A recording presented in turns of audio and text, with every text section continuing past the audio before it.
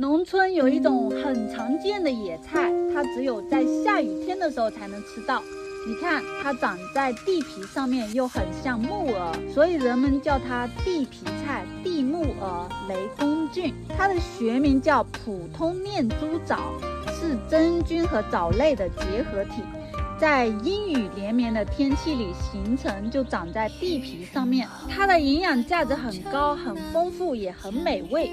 我们可以捡回去煎鸡蛋、炒着吃、煮汤、做包子、包饺子，都是非常不错的选择。